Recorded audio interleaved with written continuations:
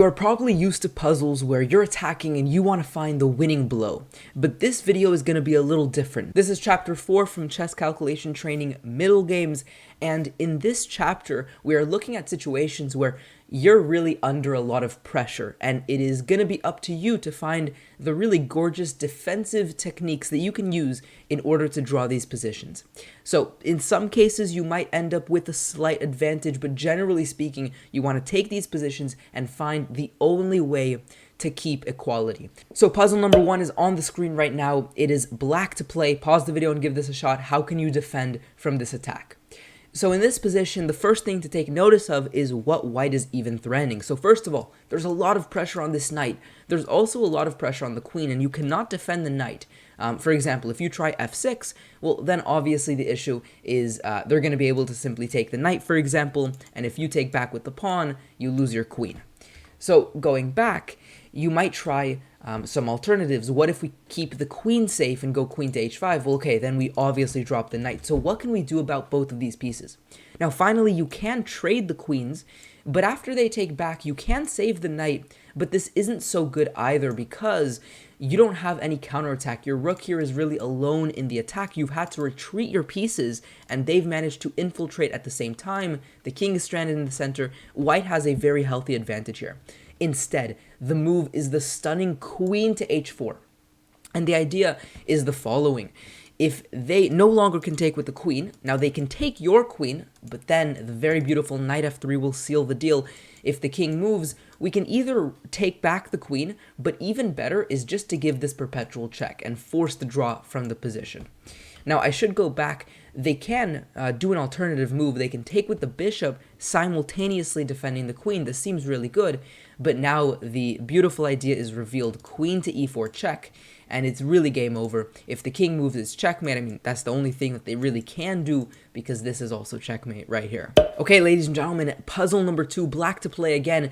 And again, you're under a lot of pressure. White has a very simple plan to go queen to h4, rook to h3, and absolutely destroy you along the h-file, because these pawns really make it hard for you to get some safety with your own pawns.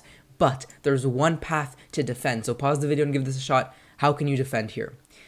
The move is queen to a7. Now, what's the point? Aren't you really just asking them to move the queen over and start the attack? Well, here's the idea. You now slide the queen over along the diagonal towards f2, and by doing so, you make it so the rook can no longer move. If the rook tries to team up with the queen, you can trade the queens. So this is a nice way to really make the opponent's pieces static. You don't give them the same mobility that they wish they had. Additionally, you're also just hitting this pawn here. So if they, for example, try to distract your queen, you can, definitely give some checks in this position, but even better is just to take the pawn on f5, and if they continue attacking you, well, it's defended now, so you can continue in a number of ways, for example, a4, putting pressure. So a really nice defensive technique here, swinging the queen over, and this really stems from understanding what the idea is for white. Once you realize this is their idea, you begin to really think naturally about these creative solutions. How can I restrict this from happening? And this is definitely a gorgeous one to know. Moving on to puzzle number 3. This is one of my favorite ones. Black to play here. How can you draw this position? Now, although material is equal, it is clear that white has the upper hand here. They have a lot of pressure on the knight. Even if you defend the knight, they're simply going to be able to take and trade down all of these pieces into a position where they're up a pawn. Additionally, after you take, for example, they have the open h-file, they have the centralized and very dominant queen. This is a really bad position for black to try to hold. Now, going back, what can you do instead with the black pieces? The move in this position is knight takes f3. And the point is, well, okay, you're hitting the rook now twice. So if they take with the queen, we can take the rook. If they take with the king, we can give this check on h5, and it's already very difficult now for white to survive. For example, they come back, we win the queen like this, and actually end up an entire rook. For the exchange, because we did sacrifice a knight, that should be noted. But if they take the pawn instead, this is even worse. We continue with the attack, check, and then we take, and the queen comes in, and this is actually just checkmating in a few more moves. So going back, what can they do instead after knight to f3? Well, obviously, they can just take our rook. What's the issue with that? Well, here's the point. we now continue by going knight to h4. And the idea is that we're going to harass this king in such a way where we force perpetual check.